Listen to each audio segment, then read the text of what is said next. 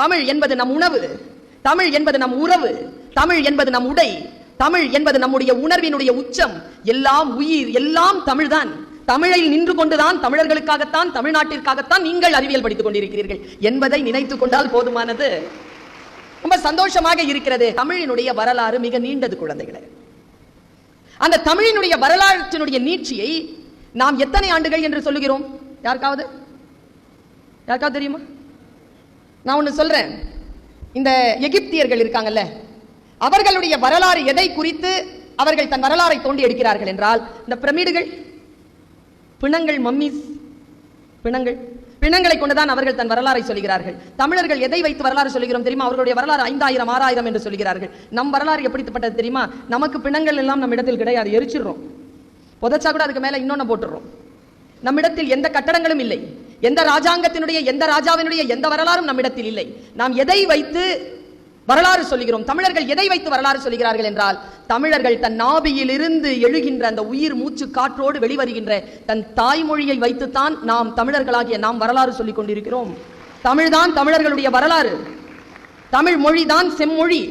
2004ஆம் ஆண்டு தமிழ் மொழியை செம்மொழி என்று மத்திய அரசாங்கம் அறிவித்தது உங்கள் எத்தனை பேருக்கும் தெரியும்? அதனுடைய 10 அமெண்ட்மெண்ட்ஸ்ல ஒரு அமெண்ட்மெண்ட் என்ன தெரியுமா? ஒரு மொழி எப்பொழுது செம்மொழியாக அங்கீகரிக்கப்படும் என்றால் அது 1000 ஆண்டுகளுக்காகவாவது பேசப்பட்டிருக்க வேண்டும். தமிழினுடைய தொன்மை என்ன தெரியுமா? கீழடியில் போய் பாருங்கள், கீழடியை தோண்டி எடுத்திருக்கிறார்கள். 15000 ஆண்டுகளுக்கு மேலான பாரம்பரியமும் வரலாறும் கலையும் இலக்கியமும் சார்ந்ததுதான் தமிழர்களுடைய வரலாறு. வைத்திருக்கக்கூடிய வரலாறை வைத்தாலே 3000 தேரும் நமக்கு. ஆங்கிலம்னு பேசுறதுல அற்புதமான மொழிங்க ஆங்கிலம். நான் எந்த மொழியையும் குறை சொல்பவள் இல்லை, எனக்கு எல்லா மொழியும் பிடிக்கும், எல்லா மொழியும் உயிர்ப்பானது என்பதிலே எந்த ஒரு சந்தேகமும் இல்லை. ஆனால் அதனுடைய வரலாறு 800 ஆண்டுகள் தான். ஆங்கிலத்தினுடைய வரலாறு 800 ஆண்டுகள் தான். ஆனால் தமிழினுடைய வரலாறு 15000 ஆண்டுகள் என்பதனை மட்டும் நாம் தெரிந்து கொண்டால் நிச்சயமாக நமக்கு ஒரு பாசமும் ஒரு அழுத்தமும் அதன் மீது ஏற்படும். முதல்ல நீங்க எல்லாருமே நாளையில இருந்து ஒரு வேலை செய்யுங்க. இன்னைக்கு நைட்ல இருந்து கூட பண்ணலாம். இங்கிலீஷ்ல பேசினா இங்கிலீஷ்ல பேசு, தமிழ்ல பேசினா தமிழ்ல பேசு. இது பண்ணா போதும். தமிழையும் ஆங்கிலத்தையும் கலக்காது. இந்த கலப்படத்துக்கு பேரே ஆங்கிலத்துல தான். அந்த கலப்படத்துக்கு என்னன்னு பேர் சொல்றான் சொல்லுங்க பாப்போம். 8 வார்த்தை சொல்லவே கூடாது. ஒரு மொழியை இன்னொரு மொழியுடன் கலத்தல். ஏர்லி மார்னிங் பெட்ல இருந்து எழுந்திருச்சு பிரஷ் பண்ணி பாத்ரூமை வாஷ் பண்ணி கிளாஸ் ரூமை ரீச் பண்ணி டிஃபன் பாக்ஸ்ல டிஃபனை பேக் பண்ணி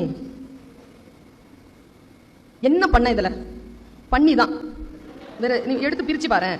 எழுந்து பண்ணி முழுமையா சொல்றதே இல்லைங்க. ஈவினிங் 5 o'clock பஸ் ஸ்டாண்ட்ல மீட் பண்ணுவோமா?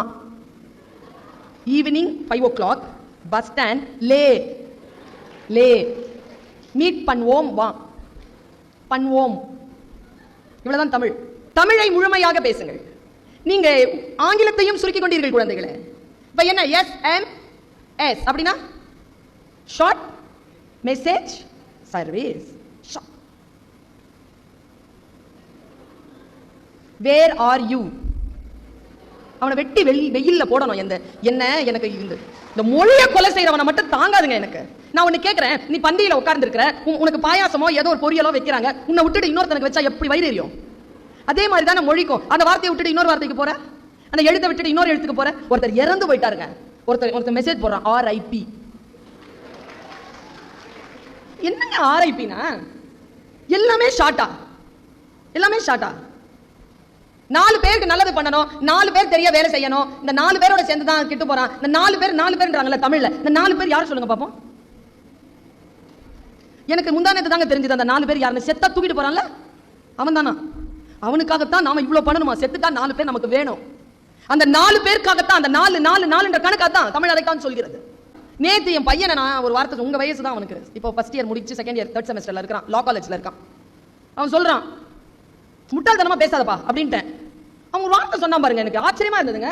முட்டாள்னு திட்டாதீங்க, நீ எவ்வளவு அழகான வார்த்தை தெரியுமா முட்டாள் அப்படின்னு. நான் பாருங்க, நான் கொஞ்சம் கேட்டேன், என்னப்பா சொல்லு அப்படின்னு. அவன் சொல்றான், தேர் ஓடுது இல்ல பிள்ளைகளா, தேர் ஓடும் பொழுது தேர் சக்கரம் ஒரு இடத்துல போய் முட்டிக்கும்.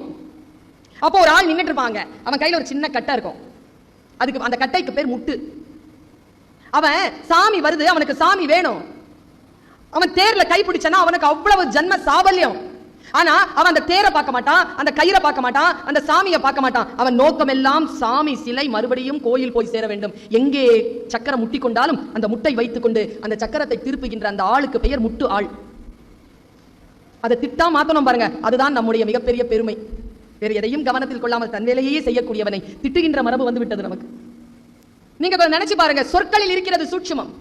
இலக்கியம் அழகானது, மிக மிக அழகானது. சொற்களில் எழுதக்கூடிய வார்த்தைகளை வாசிக்கக்கூடிய நிலையில் தமிழ் போல் உன்னதமான எழுத்து முறை இந்த உலகத்திலேயே கிடையாதுங்க.